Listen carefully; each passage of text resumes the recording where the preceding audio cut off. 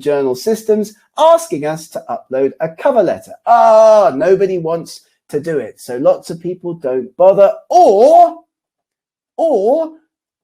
they upload something that looks like this. Dear editor, please find our paper enclosed, which we hope you will find interesting. Yours sincerely, Gareth Dyke. And it's boring, it is derivative, it gives the editor no information about what they need to know about your paper. What you want is something like this. Powerful anti-cancer agent, synthesized at 99% yield, reactions caused by A. This is telling the editor why the paper is interesting, why the paper is important, and why the paper should be published in that particular journal. And also, suggestions for reviewers are in there as well, which is very, very, very important. Often one of your only opportunities to give reviewer suggestions to an editor at a journal is in the submission stage, at that cover letter stage. So don't forget to do that too in your perfectly written,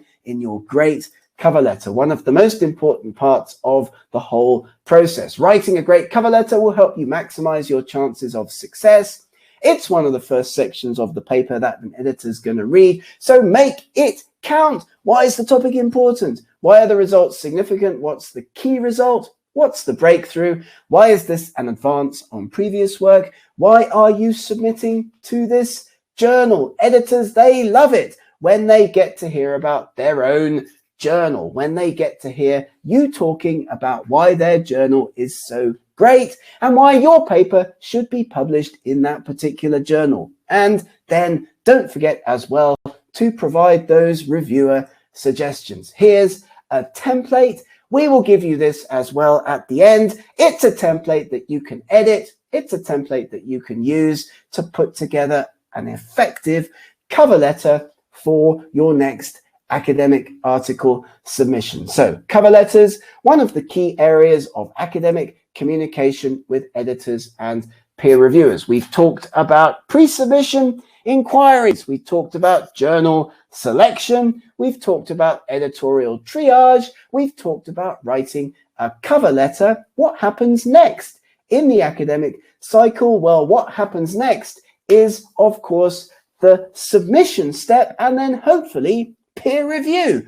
And then when the paper comes back from peer review, we of course have to respond to the comments that we get. So this is where your communication skills as an author, as an English language communicator, really come into their own, because here, in response to review comments, you are going to make sure that your paper has the best possible chance of eventual acceptance. Once reviewed, the comments that you get will determine your likely acceptance. Minor versus major revisions. What does that mean? Well, if you get major comments, then probably the same reviewers are going to get to see the paper again. Whereas if you get minor comments made on your work, then probably just the editor will make a decision. So have a careful read of the email that comes back to you from the journal, because that will help you with your response. And when you do respond to those review comments, don't get angry. Don't get upset with comments that you think are unfair or negative. Be comprehensive, be polite, show your editor that you take the process seriously. Make sure you have all of the materials that you need for resubmission. And of course, perseverance and good communication skills will be key to your success. So make sure that editors and peer reviewers feel good about your responses. If they feel good, they're more likely to give your article a positive review. How can you respond effectively to the comments that you get back in review on your papers? Well, if you respond positively, if you make sure that editors and peer reviewers feel good about your responses, you're going to have a higher chance of getting your article successfully published. If editors and peer reviewers feel good, they're going to be more likely to give your article a positive time. So, good and bad ways to respond to peer review comments. We'd like to thank the reviewer. I do not think the reviewers understand my point.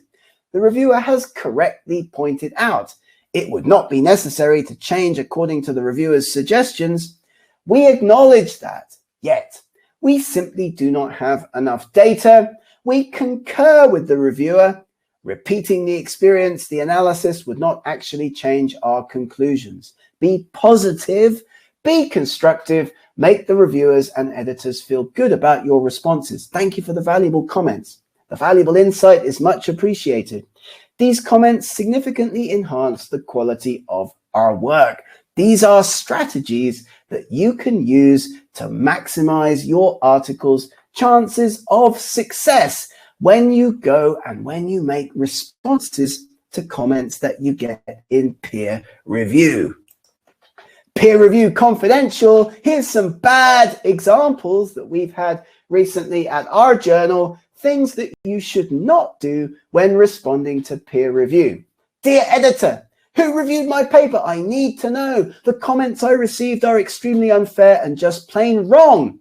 Who wrote this about my work? Please write to me immediately. This is not how you need to be to make an editor or a reviewer feel good about your paper. Don't be aggressive. Don't be angry. Even if you get comments back that you feel are unfair, unnecessary, please try to take a step back. Please try to think it through, because these kinds of emails to editors just have the effect of making your paper get rejected or putting the editor in a negative mindset when going to re-evaluate your work. So check which kind of peer review your journal's using. Consider which works best for you, double-blind, single-blind, or completely open, and you can consider using preprint servers and open peer review journals if you want that for your article. You've got lots of choice these days as an author. Reviewers often want to hide their identities, of course, so that they can be more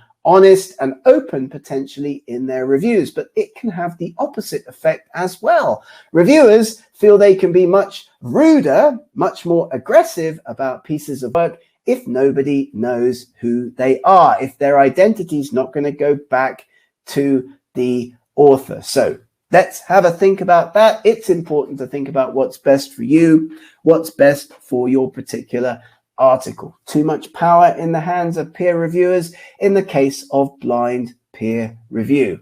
So when you make responses, when you manage the process, effectively responding to review comments is important. You make a comprehensive rebuttal document like this one. You thank the peer reviewers who worked on our paper for their considerable efforts and for the time they devoted to our work. So starting off with a positive, thankful comment. We've made almost all the changes requested, and we enclose a revised manuscript that shows our changes clearly in a different color. Some people use strike through, some people show track changes. I always put my comments in response to review remarks in a different color and do all of the changes, even the small ones, even the little ones, because this shows that you are taking the process seriously. You are being thorough with your responses. We'll give you a template again at the end of the webinar that you can use to respond to revisions, to put that responses into the revision. So that's important as well. You'll get this from us at the end of the webinar. Here's the cycle. We've talked about lots of aspects of the cycle. We've talked about journal selection. We've talked about making effective pre-submission inquiries. We talked about writing covering letters. We've now also talked about effectively responding to those peer review comments that come from journals. What happens though if your paper's taking too much time in the system? This happens very often as well. Lots of authors don't communicate. They don't get in touch with journal editors if their paper's taking too much time. You should be aware that the average time from submission to online publication across the industry, across the academic publishing industry, is about 90 days. So if you're waiting 6 or 8 weeks and you haven't got your review comments back, it's worth writing to the editor. Don't wait for years, as some people have done. Use this template to write to the editor. I'm sorry to bother you. I'm writing in regard to my article, and give the number. The paper has been reviewed and received minor revisions, and make sure you give them some information. Is there anything we can do to expedite the process, perhaps by providing additional suggestions for peer reviewers?